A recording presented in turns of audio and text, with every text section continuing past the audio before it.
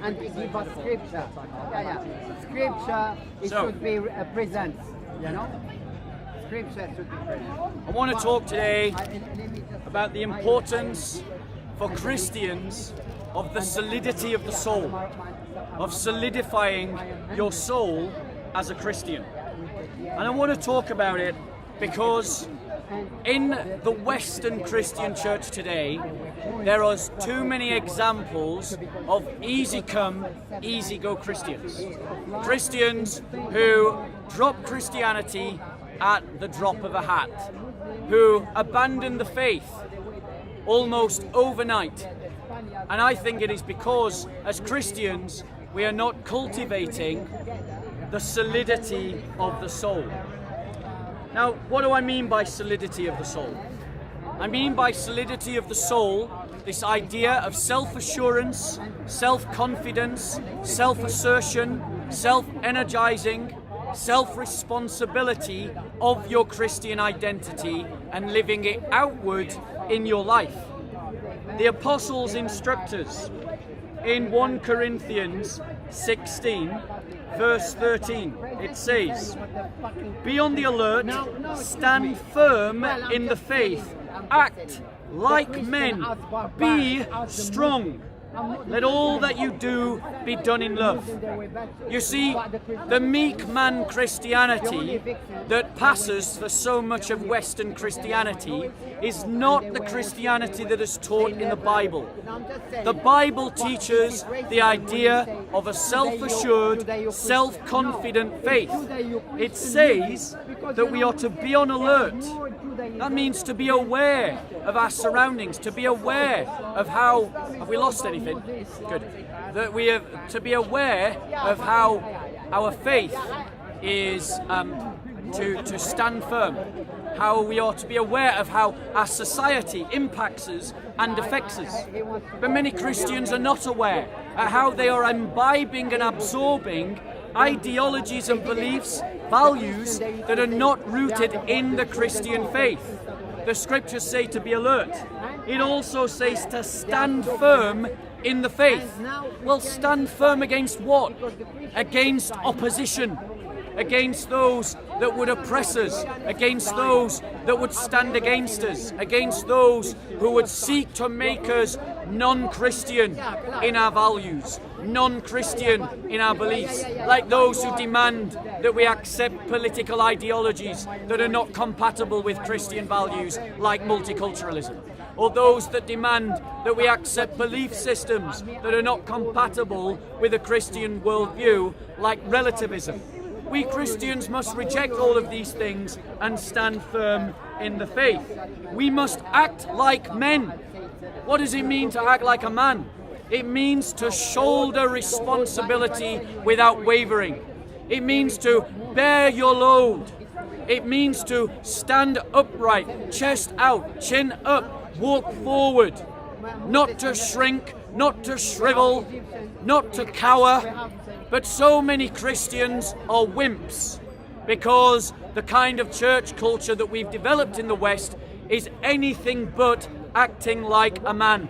It's acting like a boy, like a child, a snowflake Christianity that melts under the slightest consideration of heat.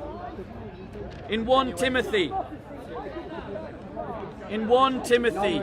verses 18 to 19, it reads, "This command I entrust to you, Timothy, my son, in accordance with the prophecies previously made concerning you, that by them you fight the good fight, keeping faith and good conscience, which some have rejected and suffered shipwreck in regard to their faith."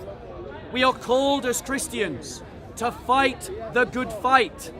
That means that you stand up for Christian values. When Christianity says that abortion is wrong and the world says that abortion is right, then we Christians take on the motto Athanasius contra mundum, Athanasius against the world, Ecclesiam contra mundum, the church against the world.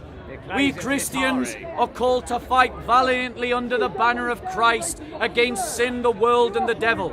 And that means that when the state says to us that it has redefined marriage, we say, you have only redefined marriage for you, not for us. We reject your redefinition. The sacrament stands as given by God that marriage is between a man and a woman. When the state says that your gender can change, that a man can be a woman and a woman can be a man, we say that that is what you believe. That is not what we believe. And if you accuse us of a hate crime, then so be it. Being a martyr is a part of what it means to be a Christian.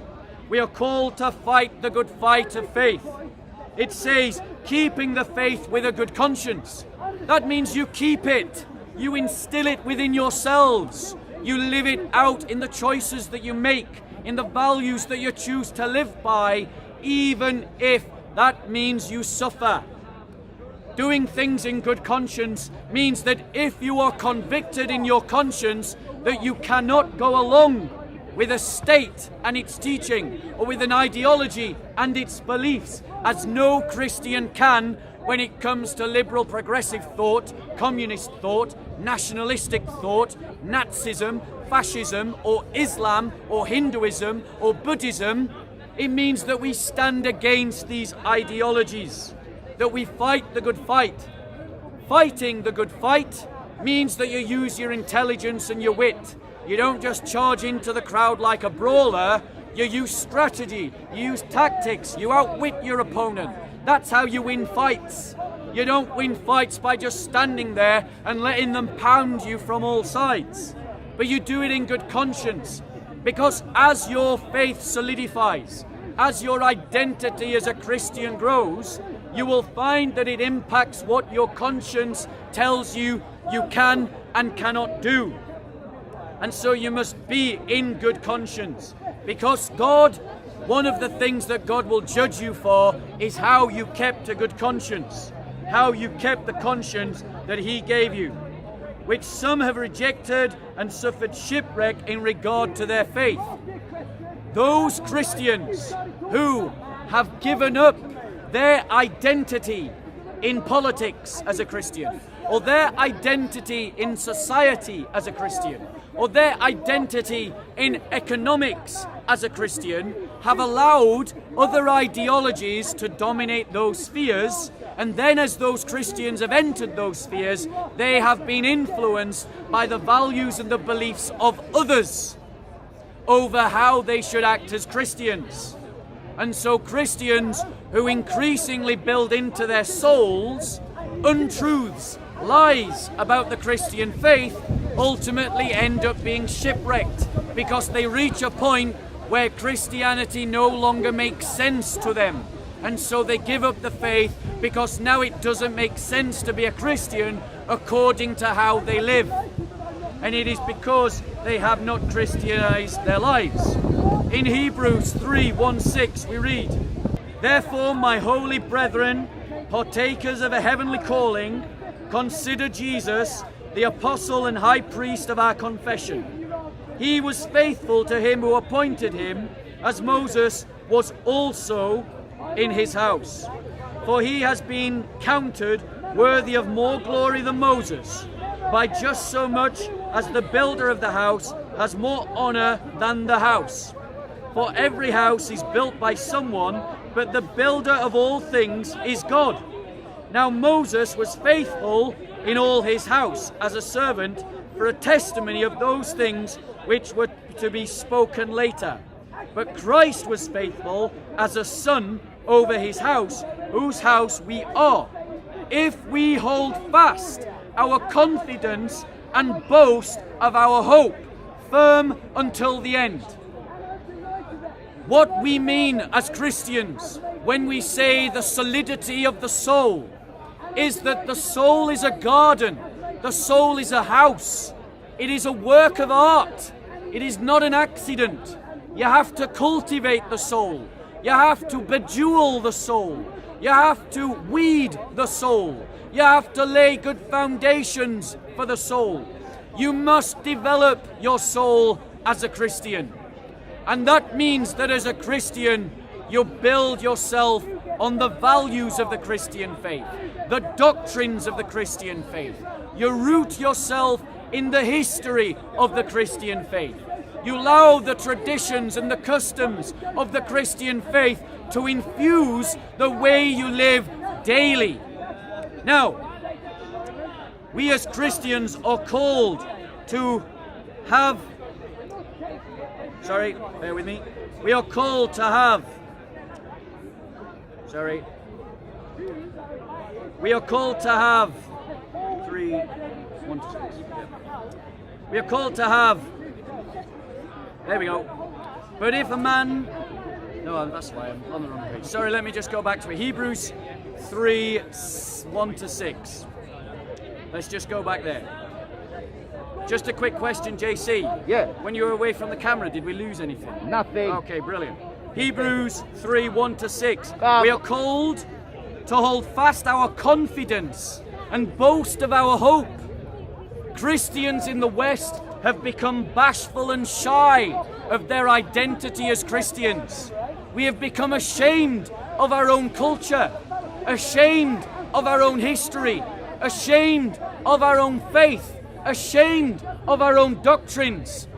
And so we meekly go about living as Christians, whilst the rest of the world believes that it has permission to be confident and boastful in what they believe. But as Christians, we are instructed by the apostles to boast of our hope. We're commanded to boast of our hope. That means to boast of our identity as Christians, as the people of the cross. We are commanded to hold fast to our confidence, which means as Christians, we are to have confidence in our faith. So, I'm going to give some ways that as Christians, you can cultivate the solidity of the soul. The solidity of the soul can be understood as confidence, self-assurance, assertiveness. This is what we mean by the solidity of the soul. So how can you now as Christians cultivate solidity of the soul? One is learn the history of the Christian people. We are a people that have traversed 2,000 years of human history, and we have been implanted in every nationality, in every ethnicity of the world. Learn your faith as a Christian, because when you become a Christian, you stop being English, you stop being Nigerian, you stop being Ghanaian, you stop being Iraqi, you stop being Assyrian, and you become Christian. Take pride in your identity, your history as a Christian, where that history permits. Learn the values of the Christian faith and take pride in them. Live by those values. Live by them publicly. And if by living by them publicly you are persecuted for do so, then celebrate that they persecute you for being a Christian, because they persecuted our Lord before you. Learn the doctrines of the Christian worldview. Allow those doctrines to change the way you think about the world. Change the way you think about right and wrong, truth and false, up and down. Allow it to impact all that you are. Cultivate Christian customs and traditions into your life. The Christian faith has borne multiple customs, multiple traditions that our faith has bejeweled the Western world with, have bejeweled Assyria with, have bejeweled Ethiopia with, have bejeweled Egypt with, have bejeweled Lebanon with, have bejeweled Russia with. These customs and these traditions are the inheritance of every Christian. And so like a good artist, so like a good builder, so like a good gardener, cultivate these things into your soul so that it bejewels your life in the same way. Invest yourself in your Christian identity. Invest yourself in your Christian friendships, your Christian marriage, your Christian family, your Christian community, Christian businesses, Christian political parties, Christian political agendas, Christian economics. Embed yourself in these Christian things so that you solidify your Christian identity, especially in politics. Find ways personally to cultivate the sentiments of the solidity of the soul through how it determines your pride, your identity. Resolve within yourself by choice to affirm your Christian identity whenever that Christian identity is challenged. Remember always to have solidity and solidarity with persecuted Christians. Nothing will make you more resolved to stand as a Christian if you keep before yourself in memory the blood of the martyrs in Nigeria, the blood of the martyrs in Egypt, the blood of the martyrs in Ethiopia, the blood of the martyrs in Iraq, the blood of the martyrs in Syria, the blood of the martyrs in Pakistan, the blood of the martyrs in Korea, the blood of the martyrs in Burma, the blood of the martyrs in China. They demand a response upon the soul of every Christian around the world, and nothing will make you more determined to stand as a Christian if you remember the blood of the martyrs and the cause of the confessors. Read often the lives of Christian champions of old, the Agios, the holies, the saints, those who went before us in that great pilgrimage of faith towards our heavenly home. Remember what they went through, the challenges that they faced, the cost that it cost them to be a Christian in the face of opposition, and seek to emulate them in your own walk as a Christian. Practice spiritual devotions towards our Lord, because the Christian church is replete with advice and guidance upon spiritual devotions. Just type into Google Christian spiritual devotions and you will find a legion of advice and guidance about how you can cultivate spiritual devotion. Finally, and then I'm going to open up to questions. Affirm your Christian identity publicly. Do not be ashamed of the cross. Wear your cross. Do not be ashamed of dressing like a Christian, modestly, even if others think that it is strange. Do not be ashamed to pray. Do not be ashamed to profess the gospel. Affirm your faith publicly, whatever the cost. So, those are ways that you can cultivate the solidity of the soul as you are instructed to by apostolic teaching. Any questions? So, the Christian church has not been a sodality since the time of the Great Schism in about 1261. So, do you stand with Athanasius or with Sergius? Okay, so the question is that Christians have been divided in history. So who do I stand with? Athanasius or someone else? Sergius.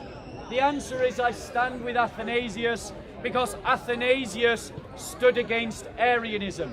And Arianism is a heresy condemned by the church in 325 by the collective will of the bishops of the church. Okay, fair enough. Thank you. Christian identity is not rooted in the institutions of the Christian community. It is rooted in a system of beliefs and values and the shared heritage and history of those people who uphold those values and those beliefs. Any other questions? Yes. Yeah. Do you believe that Christians in this country are being persecuted at the minute under coronavirus legislation? So, are Christians being persecuted under coronavirus legislation? No, absolutely not. The reason why I say this is because that legislation applies to everyone. It doesn't just apply to Christians. If it only applied to Christians, then we could say that it was discrimination or persecution. However, Muslims have to follow the same legislation. Jews have to follow the same legislation. The Humanist Society has to follow the same legislation. We Christians must not scandalize the cause of the martyrs by claiming victimhood where victimhood does not exist. If we claim that we are being persecuted falsely in this country, we make a mockery of Christians who are dying for their faith by the thousands in Nigeria, or dying for their faith by the thousands in Sudan, or in Ethiopia, or in Pakistan, or in Iraq, or in Syria. So there should be no claiming of false victimhood. And that is an example of false victimhood. Any other questions?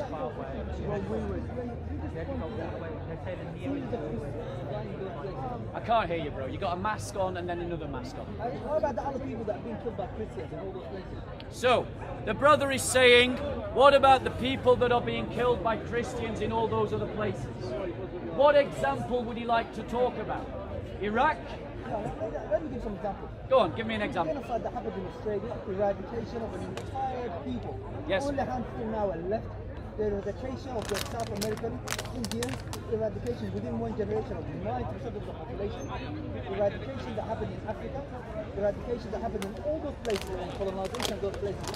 That's supported under the Bible.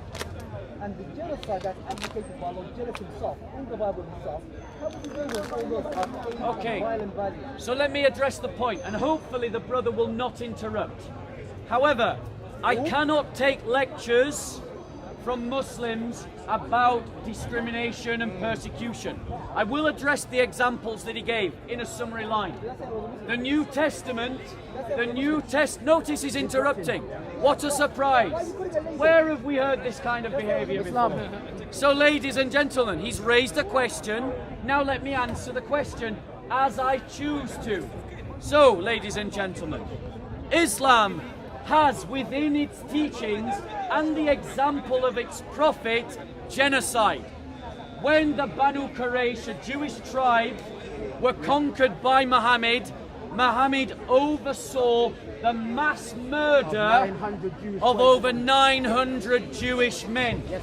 That is the best example that Muslims have, and they say that that is their example today. Thank you very much, Bob. By comparison, Christians follow the example of our Lord Jesus Christ, and I would like to see, where does Jesus Christ command a Christian to carry out a genocide? Thank you very much. Now, he's right to point out the colonial period did lead to mass death. In Latin America, because of viruses and germs that we carried with us. In Australia, because of a combination of viruses and germs, and also wars that we exacted upon the Aborigines. Christians' hands are not bloodless. We have done wrong, but we Christians are able to say that we did wrong. But what about when the Muslims ethnically cleansed the Christians of South Sudan, like they did within our lifetimes? What about when Muslims are slaughtering Nigerian Christians right now as we are all talking? We Christians have changed our ways. The Muslims for 1400 years have continued to butcher and murder like ISIS did in Iraq and Syria, in a direct copy of what the Ottoman Empire did, and what the Abbasids did, and what the Umayyads did. 1400 years of murder, rape and pillage. And who is the example that all of these Muslims appeal to justify their actions? Muhammad. So I don't need any lectures from that. Thank you. That's true. Any other questions? You've asked a question, let someone else ask. Let someone else ask a question. Just, yes, go on. I question is, so is not every movement affected by other forces and powers, such as economics and stuff like that? I don't know if I'm right. I heard you say that Christians have stopped slaughtering and the Muslims haven't. I think it's just a moment in time where it looks like that. I think the Christians could start any minute and the Muslims could stop any minute. It's something much deeper than that. You can't say one side's okay and the other one isn't. Why not? Let me address that point. So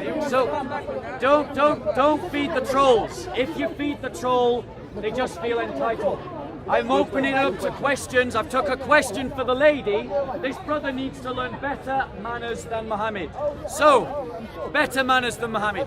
The lady asked, are not all ideologies, and just, I want to make sure I capture your question properly. Yeah. The lady asked, They killed another priest in Italy, you idiot.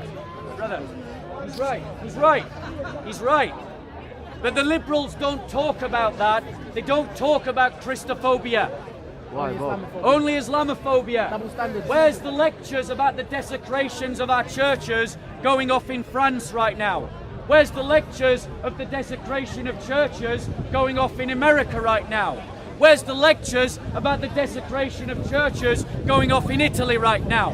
Where's the lectures about the murder of Christian priests in Italy and France? Did we hear lectures about Christophobia from our politicians? Not one. Not one. Why? Because the liberal do-gooder virtue signalling hypocrites are only able to see one kind of prejudice, and it's filtered through ethnicity. So that means because Islam is a mainly ethnic religion, we can't talk about the prejudices emanating from within the Islamic community. But we can talk about Islamophobia, because Islamophobia is mainly perpetrated by white nationalists. So that's the problem that we have, and we Christians, brother, stop feeding the trolls, please.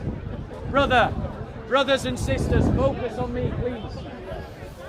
We Christians need to be better at calling out the hypocrisy of liberals and forcibly challenging them in the media, on Question Time, in political hustings, to call out Christophobia and not ignore it. But they do.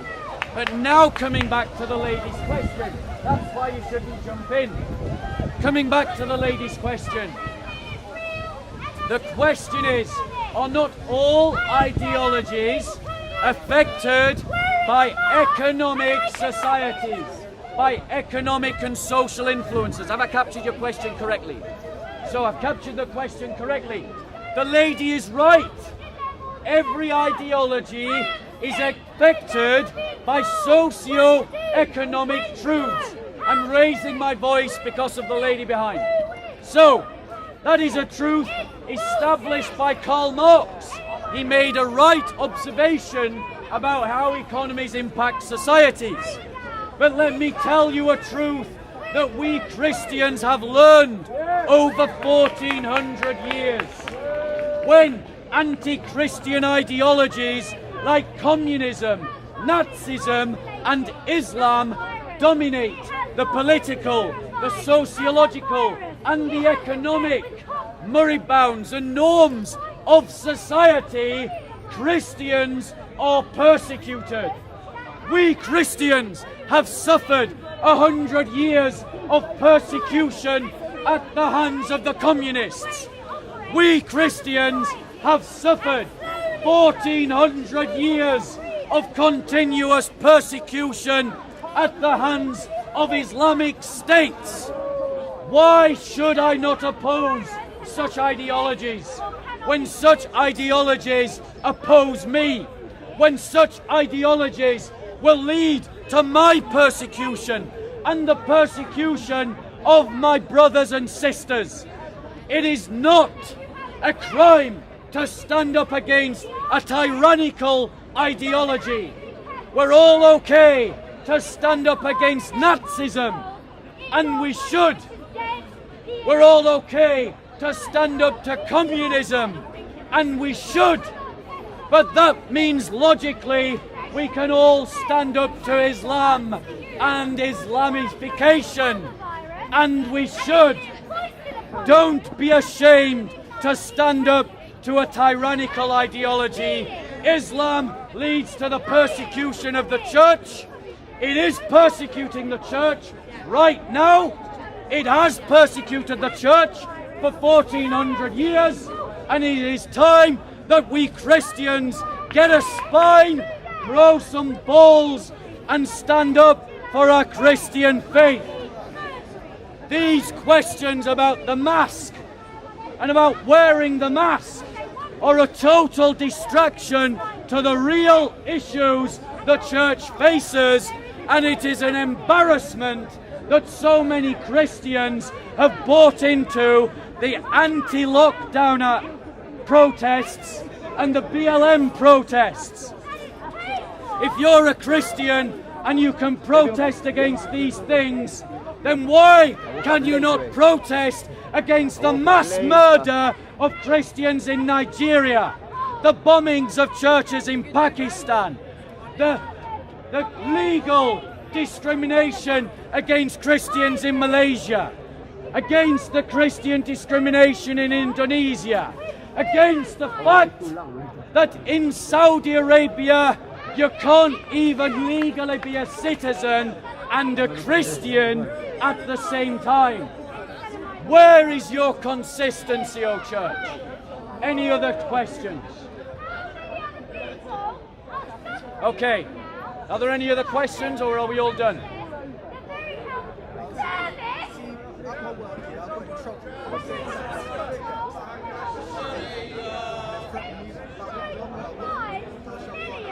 Okay.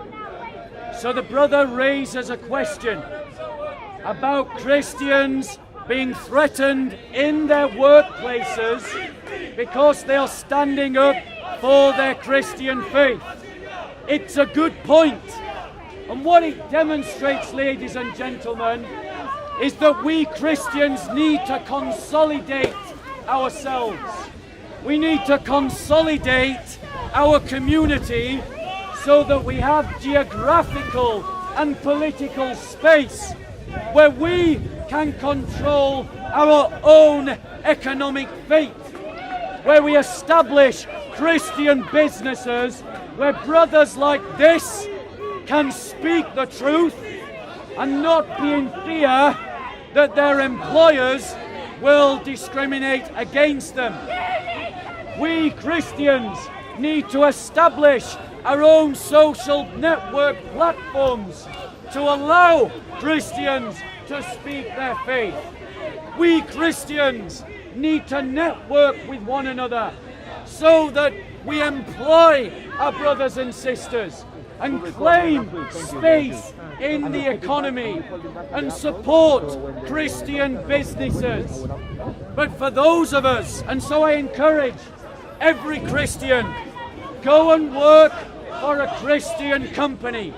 Go and work for a company owned by Christians. For those of you like the brother who cannot, I would say to you, use your discernment. Make your social profile posts private. Evangelize quietly, not in your workplace.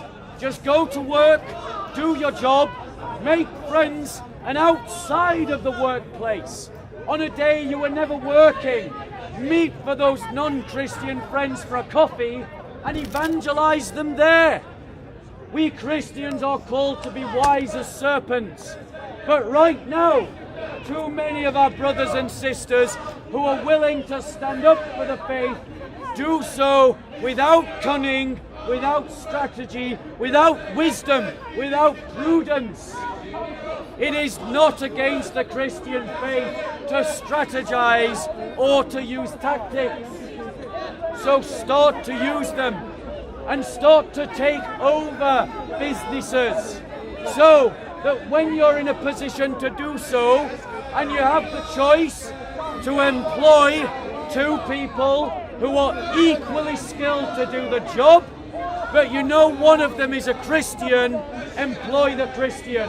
Because I promise you, that is exactly what the liberal progressives are doing. They're doing it in the state, they're doing it in business, and they're even doing it in the Church of England. Boo! Any other questions? Well, before you answer, let me, no, let me change the battery. Just changing the battery. Do you want to? Okay, questions. Finally, are there any other questions before I finish? In that case, brothers and sisters, all of you who by your heritage and your culture have Christianity at your roots, I encourage you to embrace it again with the confidence that was spoken of by the apostles, to interweave that spirituality in your life and to once again stand firm as Christians. Ecclesiam contra mundum, the church against the world. Praise the Lord. Amen.